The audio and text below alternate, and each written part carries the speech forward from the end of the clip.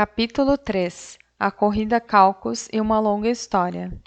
Era realmente muito estranho o grupo que se reuniu na margem.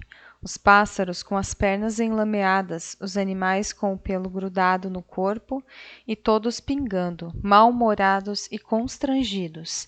A primeira questão era certamente saber como iriam se secar.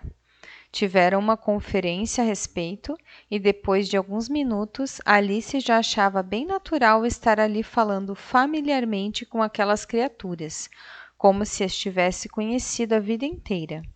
Na verdade, ela teve uma longa discussão com o papagaio, que por fim emburrou e só repetia: "Sou mais velho que você, por isso devo saber mais."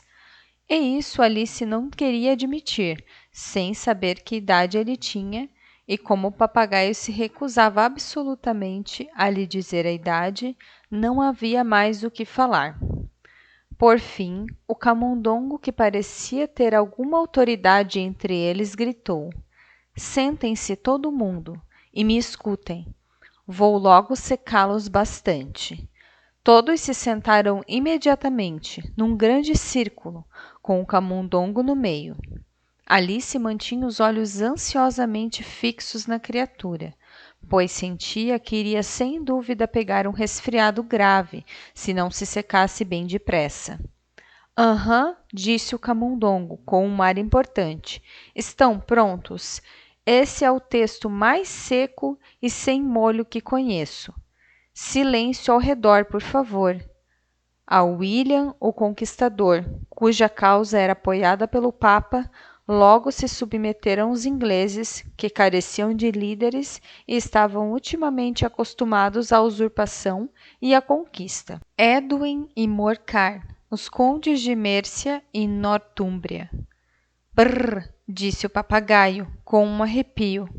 "Desculpe", disse o camundongo, franzindo o sobrolho, mas muito polidamente. "Você disse alguma coisa?" "Eu não", apressou-se a dizer o papagaio. "Achei que tivesse falado", disse o camundongo. "Continuo." Edwin e Morcar, os condes de Mércia e Northumbria, tomaram o partido dele, e até Stigand, o arcebispo patriótico de Canterbury, achou isso recomendável. "Achou o quê?" disse o pato. "Achou isso recomendável", respondeu o camundongo, um pouco ríspido. "É claro que você sabe o que isso significa."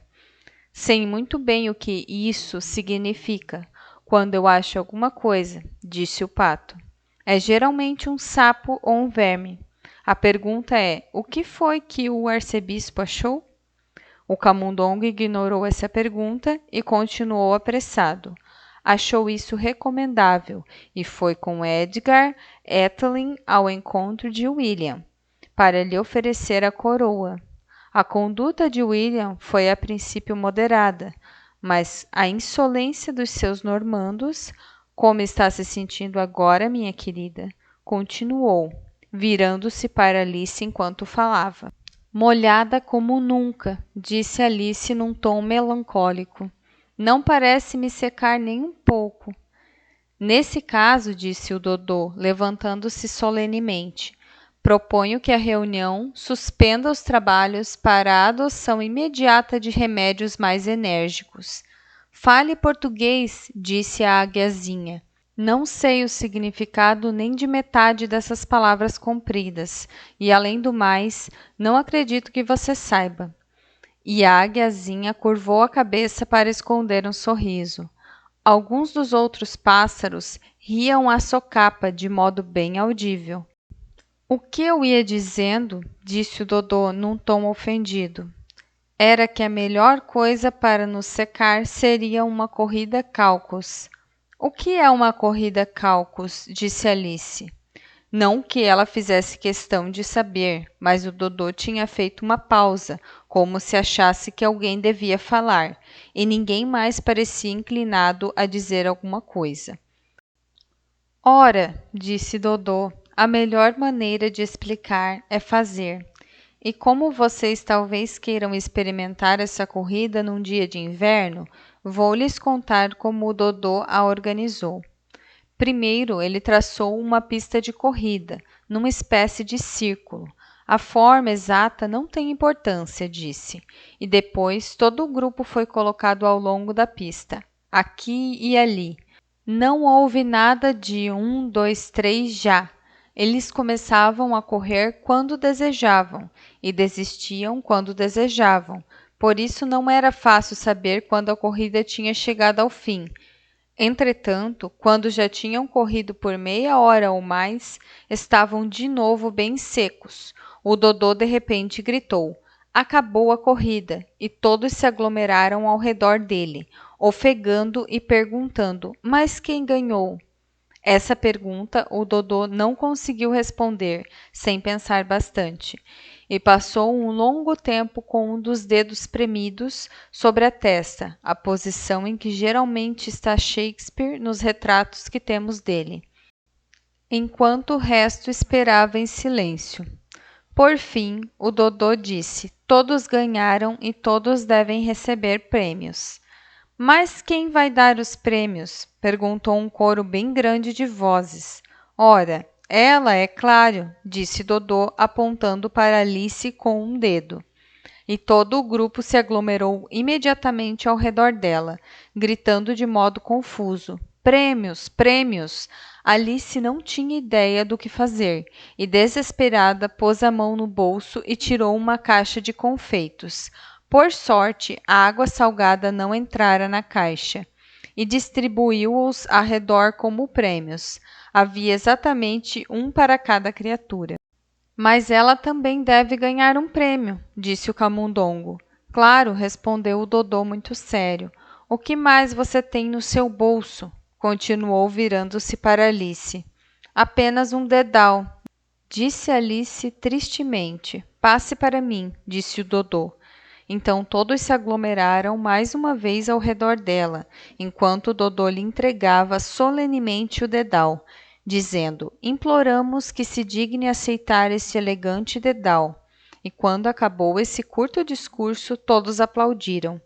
Alice achou toda a cerimônia muito absurda, mas todos pareciam tão sérios que ela não teve coragem de rir. E como não conseguia pensar em nada para dizer, ela simplesmente fez uma mesura e pegou o dedal com o ar mais solene possível. O passo seguinte foi comer os confeitos, o que provocou um pouco de ruído e confusão, pois os pássaros grandes reclamavam que não conseguiam sentir o sabor dos seus, e os pequenos se engasgavam e tinham de receber palmadinhas nas costas. Entretanto, os confeitos se acabaram por fim, e todos voltaram a se sentar em círculo e pediram que o camundongo lhes contasse mais alguma coisa. "Você prometeu me contar a sua história, sabe?", disse Alice.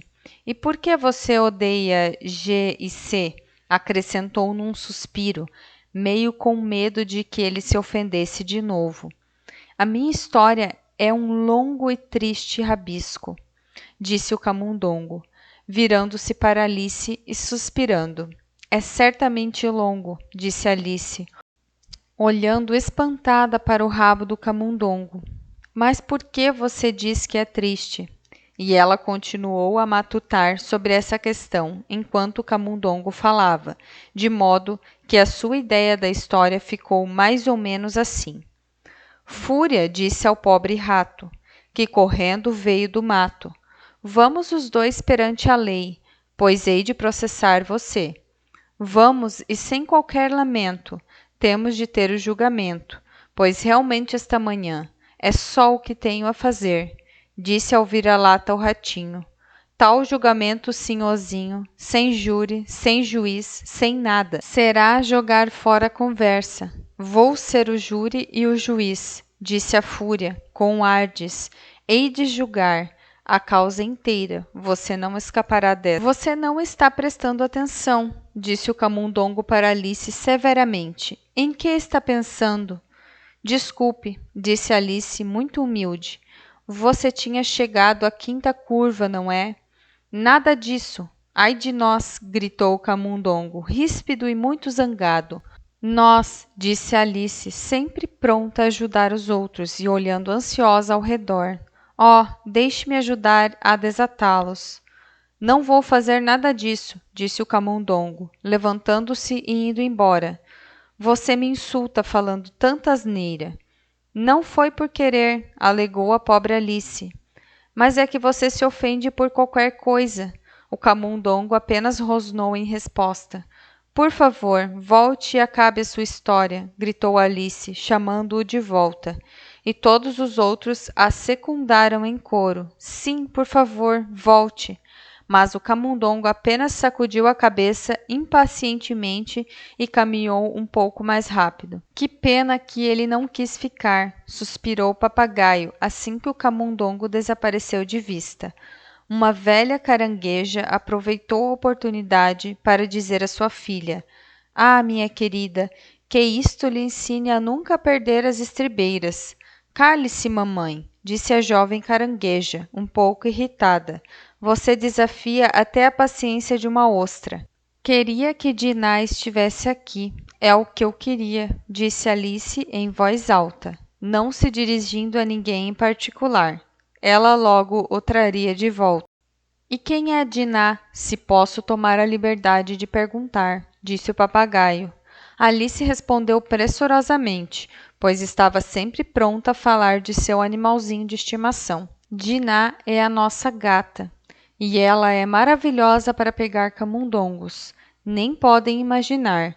E gostaria que a vissem atrás dos passarinhos. Ora, ela já está devorando o passarinho, nem bem põe os olhos nele. Esse discurso causou uma sensação extraordinária no grupo. Alguns dos pássaros logo se apressaram a partir. Uma velha gralha começou a se enrolar toda com muito cuidado, observando: Eu realmente tenho que ir para casa. O ar da noite não faz bem para minha garganta. E um canário gritou com voz trêmula para seus filhos: Vamos embora, meus queridos.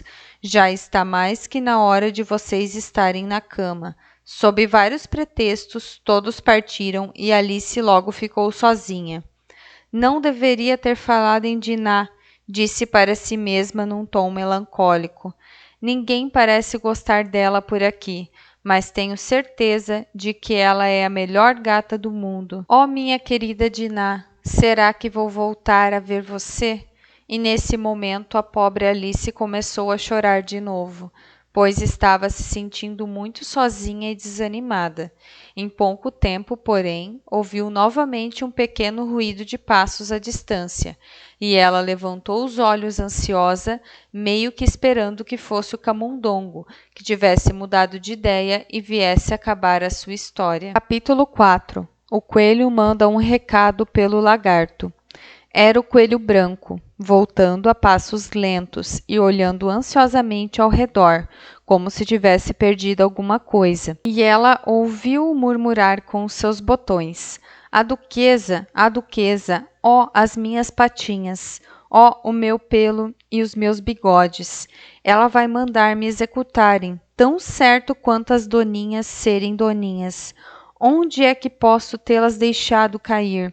Alice logo compreendeu que ele estava atrás do leque e do par de luvinhas brancas, e muito bondosamente começou a procurá-los, mas tinham desaparecido. Tudo parecia ter mudado desde o seu mergulho na poça, e o grande saguão, com a mesa de vidro e a portinha, tinham sumido completamente. O coelho não demorou a ver Alice, enquanto ela vasculhava ao redor, e gritou para ela, num tom zangado: Ora, Marianne, o que você está fazendo aqui fora? Corra para casa imediatamente e me traga um par de luvas e um leque, rápido! E Alice estava tão assustada que saiu correndo imediatamente na direção que ele apontava, sem tentar explicar o erro que ele tinha cometido. Ele me tomou pela sua criada, disse para si mesma enquanto corria. Como não vai ficar surpreso quando descobrir quem eu sou? Mas acho melhor lhe levar o leque e as luvas, isto é, se conseguir encontrá-los. Enquanto falava, chegou a uma casinha bem arrumada, em cuja porta se via uma placa de latão brilhante com o nome Coelho Branco gravado. Ela entrou sem bater e correu para o andar de cima, com muito medo de encontrar a verdadeira Mary Ann, a ser posta para fora da casa antes que encontrasse o leque e as luvas. Que estranho, disse Alice para si mesma, servir de garota de recados para um coelho. Imagino que Dinah também vai começar a me dar tarefas para fazer. E ela começou a imaginar a cena que então aconteceria. Senhorita Alice, venha imediatamente e prepare-se para sua caminhada. Num minuto, ama. Primeiro tenho que vigiar este buraco de camundongo até Dinah voltar e cuidar para que o camundongo não fuja. Só que não acho, continuou Alice, que eles deixariam Dinah ficar na casa se ela começasse a dar ordens desse jeito. A essa altura, ela já tinha encontrado o caminho até um quartinho arrumado, com uma mesa junto à janela e sobre a mesa, como ela imaginara, estavam um leque e 2 ou 3 pares de luvinhas brancas.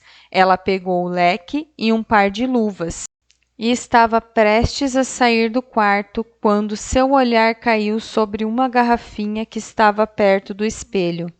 Desta vez, não havia etiqueta com as palavras beba-me, mas ainda assim ela tirou a rolha e encostou o gargalo nos lábios.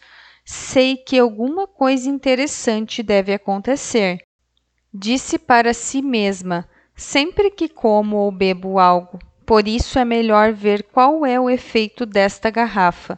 Espero que me faça crescer de novo, pois já estou muito cansada de ser uma coisinha tão diminuta. Foi esse certamente o efeito do líquido, e muito mais rápido do que ela imaginara. Ainda não tinha bebido nem a metade da garrafa e a cabeça já estava batendo no teto, e ela teve de se curvar para não quebrar o pescoço. Pôs a garrafa de lado apressadamente, dizendo para si mesma: já chega, espero não crescer mais. No meu tamanho atual, já não consigo passar pela porta. Gostaria de não ter bebido tanto. Ai, tarde demais para esse desejo. Ela continuava a crescer, e muito em breve teve de se ajoelhar no chão. No minuto seguinte, não havia espaço nem sequer para isso, e ela tentou se deitar, com um cotovelo contra a porta e o outro braço curvado ao redor da cabeça. Ainda assim continuava a crescer, e como último recurso, pôs um braço para fora da janela e um pé pela chaminé e disse para si mesma: agora não posso fazer mais nada, aconteça o que acontecer. O que vai ser de mim? Felizmente para Alice, a garrafinha mágica tinha agora exercido todo o seu efeito e ela parou de crescer. Mesmo assim, era uma situação muito desconfortável e, como não lhe parecia possível sair do quarto de novo, não é de admirar que ela se sentisse muito infeliz. Era muito mais agradável em casa, pensou a pobre Alice, quando não vivia crescendo e diminuindo desse jeito, nem recebendo ordens de camundongos e coelhos. Quase gostaria de não ter caído naquela toca de coelho. Porém, é bem curioso, sabe, esse tipo de vida. Queria saber o que foi que aconteceu comigo. Quando eu lia contos de fada, imaginava que essas coisas nunca aconteciam, e agora estou no meio de um deles. Deveria haver um livro escrito sobre mim. Ah, isso deveria. E quando crescer, vou escrever um livro. Mas já estou crescida agora, acrescentou num tom triste. Pelo menos não há mais espaço para crescer neste lugar. Mas nesse caso, pensou Alice, nunca vou ficar mais velha do que sou? Por um lado, será um alívio, jamais serei velha, mas por outro lado, sempre ter lições para aprender. Oh, não gostaria disso. Oh, tola Alice, respondeu a si mesma. Como é que vai aprender lições aqui? Ora, mal há espaço para você e não há lugar para os livros das lições.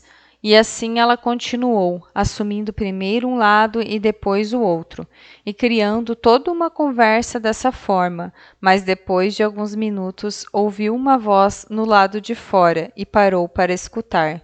Mary Ann, Mary Ann, dizia a voz. Traga-me as luvas imediatamente. Então ouviu-se um barulhinho de passos na escada. Alice sabia que era o coelho vindo à sua procura. E ela tremeu até sacudir toda a casa, esquecendo-se completamente de que estava agora umas 1000 vezes maior que o coelho, e não tinha razão para temê-lo. O coelho chegou até a porta e tentou abri-la, mas como a porta abria para dentro e o cotovelo de Alice estava prensado contra a madeira, sua tentativa foi frustrada. Alice ouviu-o dizer para si mesmo: então vou dar a volta e entrar pela janela. Não vai fazer nada disso, pensou Alice. E depois de esperar até achar que tinha escutado o coelho bem abaixo da janela, espalmou de repente a mão e procurou agarrar algo no ar. Não pegou nada, mas ouviu um gritinho e o som de uma queda, além do ruído de vidro quebrado, pelo que concluiu que era bem possível que ele tivesse caído num estufim de pepinos ou algo do gênero. A seguir, ouviu-se uma voz zangada, a do coelho. Pat, pat, onde está você? E então apareceu uma voz que ela jamais ouvira antes. Estou aqui, cavando para ver se encontro maçãs, vossa senhoria. Ora, cavando maçãs, disse o coelho zangado. Venha cá, venha me ajudar a sair daqui. Ruídos de mais vidro quebrado. Agora me diga uma coisa, Patty. O que é aquilo na janela? Ora, é um braço, vossa senhoria. Ele pronunciava braço. Um braço imbecil. Quem já viu um braço desse tamanho? Ora, ele ocupa toda a janela. Ocupa, sem dúvida, vossa senhoria, mas é um braço, apesar de tudo. Bem, de qualquer modo, não tem nada que estar ali. Vou tirá-lo da janela. Houve um longo silêncio depois disso, e Alice só conseguia escutar sussurros de vez em quando, tais como: ora, não estou gostando nada disso, vossa senhoria, nem um pouco, nem um pouco. Faça o que eu estou mandando, covarde. E por fim, ela espalmou a mão de novo e fez outra tentativa de agarrar alguma coisa no ar. Desta vez, ouviu 2 gritinhos e mais ruídos de vidro quebrado. Quantos estufins de pepino não deve haver? Pensou Alice. O que será que vão fazer agora? Quanto a me puxar pela janela, gostaria que conseguissem. Eu certamente não quero ficar aqui por muito mais tempo. Ela esperou um pouco, sem escutar mais nada. Por fim, ouviu os solavancos de pequenos carrinhos de mão e o ruído de um grande número de vozes, todas soando ao mesmo tempo. Conseguiu distinguir as seguintes palavras: onde está a outra escada de mão? Ora, eu só tinha ordens de trazer uma. Bill, tem outra. Bill, traga aqui, rapaz. Aqui, ponham as escadas nesse canto. Não, amarrem as escadas primeiro. Elas ainda não alcançam até lá em cima. Oh, é o que basta. Não seja exigente. Aqui, Bill, segure esta corda. Será que o telhado vai aguentar? Tome cuidado com aquela telha solta. Oh, está desabando. Abaixem as cabeças. Um forte estrondo. Agora, quem fez isso? Acho que foi Bill. Quem vai descer pela chaminé? Não, eu é que não. Vá você. Agora é que não vou. Bill é que tem que ir. Venha cá, Bill. O patrão diz que você tem que descer pela chaminé. Oh, então Bill tem que descer pela chaminé? Disse Alice para si mesma. Ora, eles parecem pôr tudo nas costas de Bill. Eu não queria estar no lugar de Bill por nada deste mundo. Esta lareira é estreita, certamente, mas acho que ainda dá para eu chutar um pouco. Ela encolheu o pé até o ponto mais baixo da chaminé que conseguiu alcançar e esperou até escutar um animalzinho, não soube adivinhar a sua espécie, arranhando e trepando na chaminé bem acima de onde estava. Então, dizendo para si mesma: este é Bill. Ela deu um chute forte e esperou para ver o que iria acontecer. A primeira coisa que escutou foi um coro geral de lá se vai o Bill. Depois, a voz do coelho sozinha. Vocês aí perto da cerca viva, agarrem-no. A seguir, silêncio. E então, outra confusão de vozes. Levantem a cabeça dele. Conhaque agora. Não o engasguem. Como foi, meu velho? O que lhe aconteceu? Conte-nos tudo tintim por tintim. Por fim, ouviu-se uma voz fraquinha e esganiçada. Esse é Bill, pensou Alice. Bem, não sei. Chega, obrigado, já estou melhor, mas estou muito atarantado para lhes contar. Só o que sei é que alguma coisa me atingiu como um boneco de caixa de surpresa, e lá me fui para o alto como um foguete. Como um foguete, certamente, meu velho, disseram os outros. Vamos ter de incendiar a casa, disse a voz do coelho. E Alice gritou tão alto quanto possível. Se incendiarem a casa, vou pôr Dinah atrás de vocês.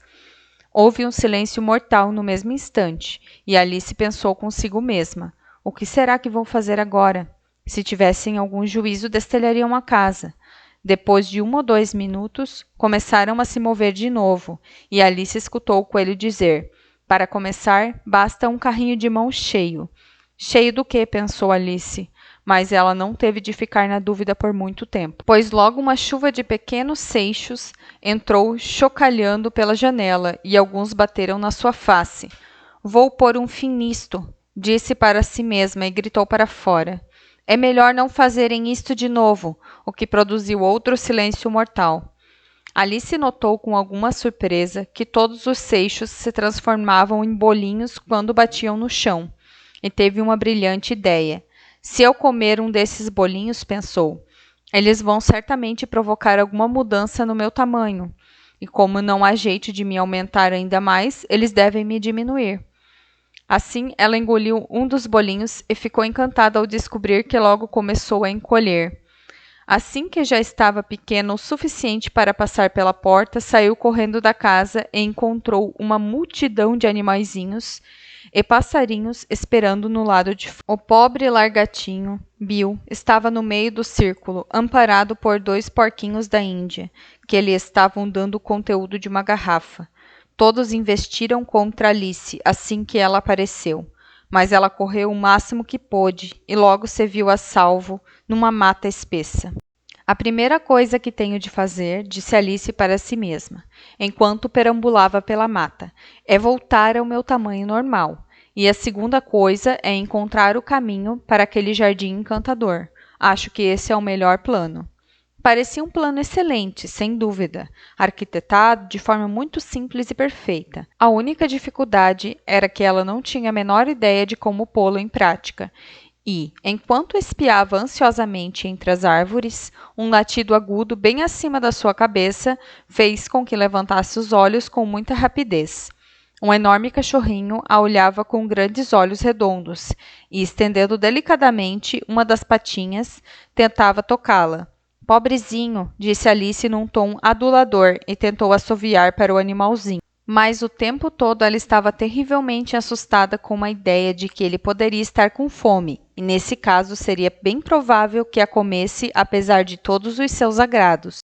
Mal sabendo o que fazia, pegou um graveto e estendeu-o para o cãozinho, ao que o filhote deu um salto no ar com todas as patas fora do chão. E, latindo de alegria, investiu contra o pauzinho e fingiu que o mordia.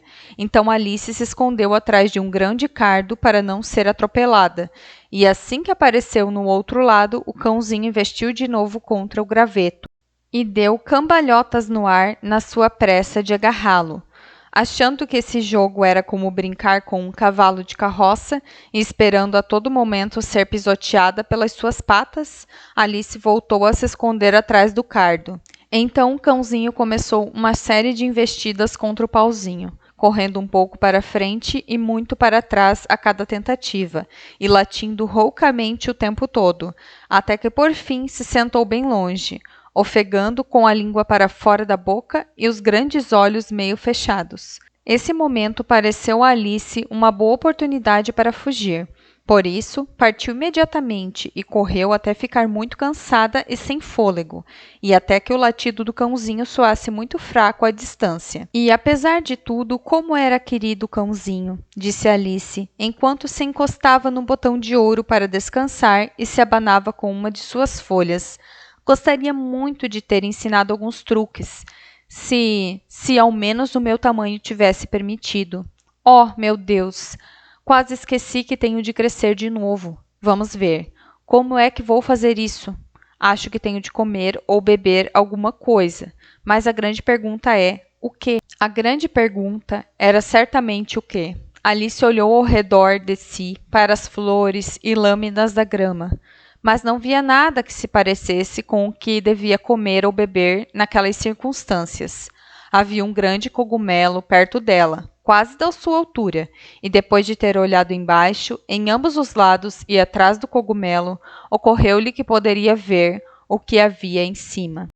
Espichou-se na ponta dos pés e espiou sobre a beirada do cogumelo, e seus olhos encontraram imediatamente os de uma grande lagarta azul, que estava sentada no topo, de braços cruzados, fumando tranquilamente um narguilé, e não dando a menor atenção nem para ela, nem para qualquer outra coisa.